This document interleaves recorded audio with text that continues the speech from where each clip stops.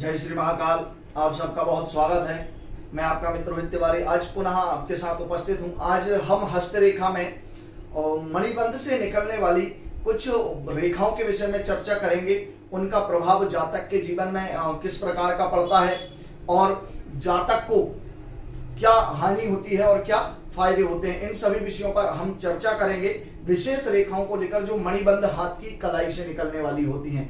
आप मेरे चैनल पर हैं, वीडियो को देख रहे हैं तो सब्सक्राइब जरूर कर दीजिए, क्योंकि जितने लोग देखते हैं वह सब्सक्राइब नहीं करते हैं। और अगर आप सब्सक्राइब नहीं करेंगे तो मुझे आगे वीडियो बनाने में थोड़ा सा मेरा मनोबल कमजोर होता है। तो कृपया मनोबल को बढ़ाएं, चैनल को सब्सक्राइब जरूर कर दीजिएगा, क्योंकि मैं ऐसे ही ज्ञानवर्धक वीडियो हमेशा आपके लिए लेकर आता रहता हूं। चलिए बिना विलंब किए प्रारंभ करते हैं। जैसा कि आप स्क्रीन पर देख रहे हैं, मैंने एक हाथ के चिन्ह का निर्माण किया है और यह चिन्ह जो है हाथ का निशान है और हम इस पर विशेष रूप से जो बात करेंगे यह होती है जीवन रेखा, जो मंगल पर्वत और शुक्र पर्वत से निकलकर मणिबंध पर आती है।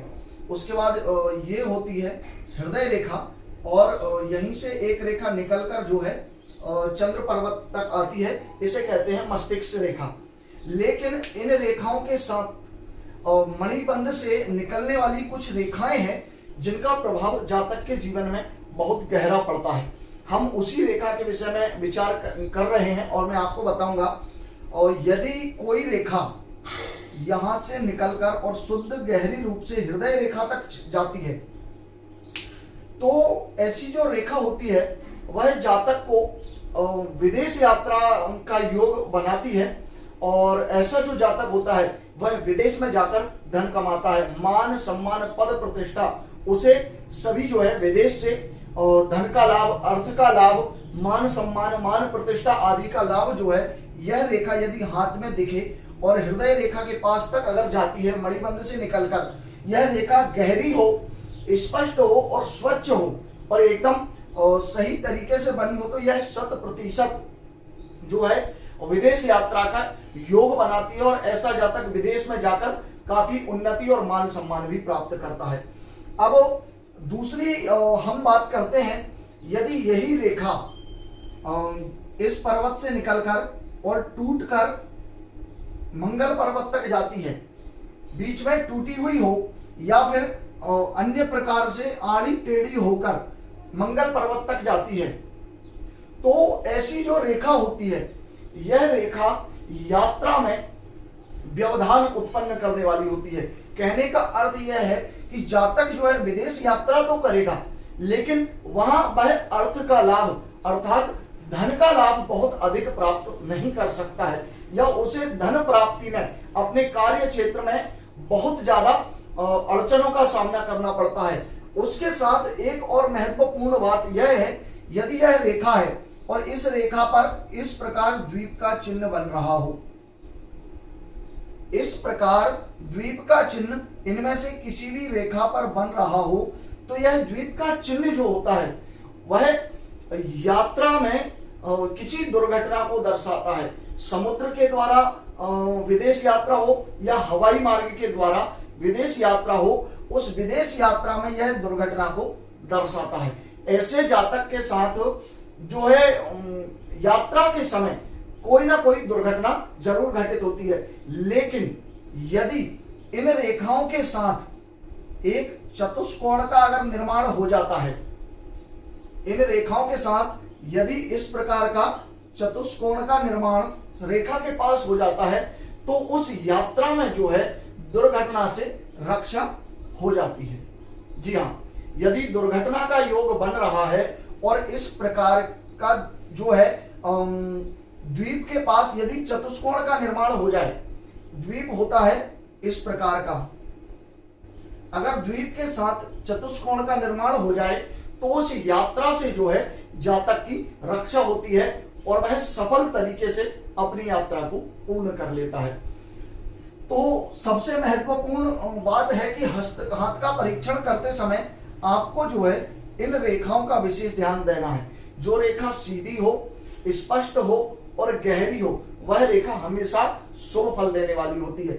जो रेखा कमजोर हो, टूटी फूटी हो या अन्य रेखाओं के द्वारा काटी जा रही हो, ऐसी रेखाएं जो है फल में कमी करती हैं और उन पर अशुभ चिन्ह जो है, द्वीप का जो चिन्ह होता है यह ठीक नहीं माना जाता है। अशुभ चिन्ह जो है घटनाओं का निर्माण करता है। अब हम एक रेखा के और विषय में बात करेंगे जो मणिबंध से निकलकर जाती है, और मणिबंध से निकलकर जाने के बाद यह रेखा भी जो है विदेश यात्रा के लिए बहुत उत्तम योग बनाती है।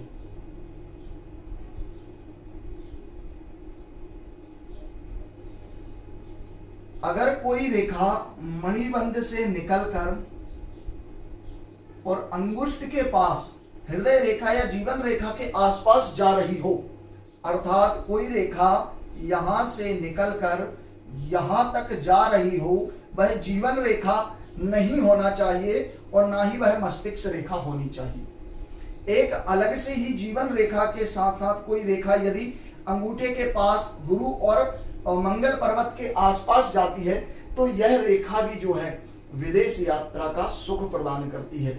ऐसे जो जातक होते हैं वह विदेश में जाकर धन कमाते हैं और विदेश में ही उनके जीवन को सफलता प्राप्त होती है। यदि इस प्रकार की कोई रेखा हाथ में बन रही हो तो यह रेखा भी जो है समुद्र की यात्रा कराती है या हवाई रास्ते से विदेश यात्रा भी देती है।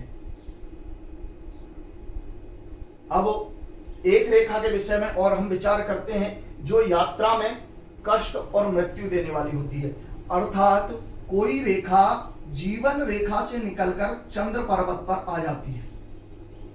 यह है जीवन रेखा, और जीवन रेखा से निकलकर कोई रेखा यदि चंद्र पर्वत पर आ जाए और इससे निकलकर कोई रेखा मणिबंध पर आ जाए तो ऐसी जो रेखा होती है वह मानव के जीवन में यात्रा के समय उसे मृत्यु और दुर्घटना का प्रबल योग बना देती है।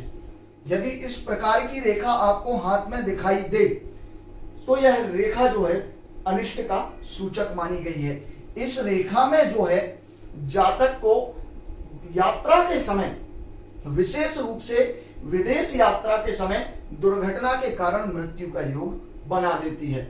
इसीलिए हस्त का परीक्षण करते समय इस रेखा को भी बहुत गहराई से देखना चाहिए।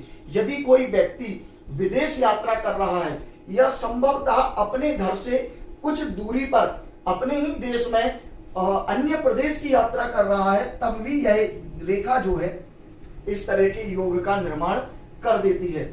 लेकिन जो दुर्घटना होगी वह निश्चित रूप से जल के स्थान पर होगी। जो भी दुर्घटना का कारण होगा वह नदी, झील या पर्वतों के किनारे पर बहने वाली नदियां, इस तरह की जो स्थिति होगी उसी स्थान पर दुर्घटना का योग निर्माण करती है। अब हम एक और मणिबंध रेखा के विषय में बात करेंगे जो रेखा जातक को एक देश से दूसरे देश में रोजगार के लिए पहुंचा देती है।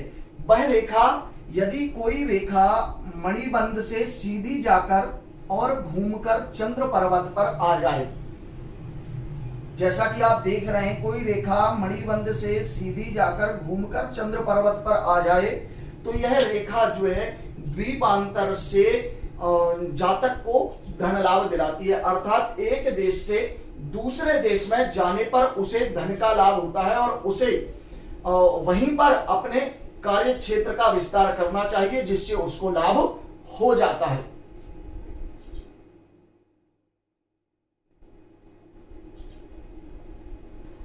अब हम यात्रा में मृत्यु देने वाली एक विशेष रेखा के विषय में और विचार कर रहे हैं। यदि कोई रेखा मणिबंध से निकलकर जीवन रेखा को काट दे,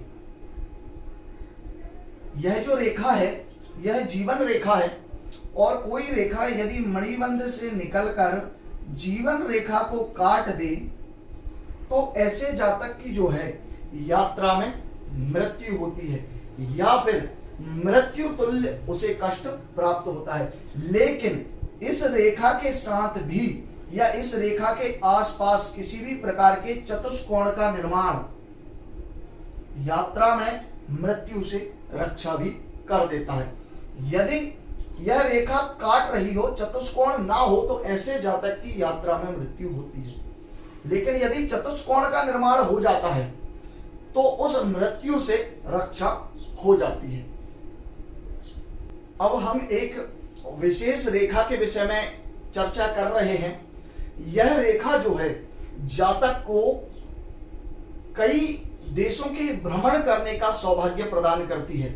कुछ लोग होते हैं जिन्हें आपने देखा होगा, जिन्हें यात्रा करने का बहुत शौक है या पूरे विश्व का भ्रमण करने का इनके मन में विचार होता है। वह कौन सी रेखा है जो इस प्रकार का योग बना देती है? अब हम इस पर चर्चा करेंगे। यदि कोई रेखा मणिबंध से निकलकर शुक्र पर्वत पर जाए और इसी से एक शाखा निकलकर चंद्र पर्वत पर चली जाए। शुक्र का अर्थ है रुचि और चंद्रमा का जो अर्थ है, चंद्रमा जिस चीज का कारक है वह मन का है, भ्रमण का कारक है। जैसे मन स्थिर नहीं होता है उसी प्रकार जो है इस प्रकार का जो जातक होता है वह एक स्थान पर स्थिर नहीं होता है।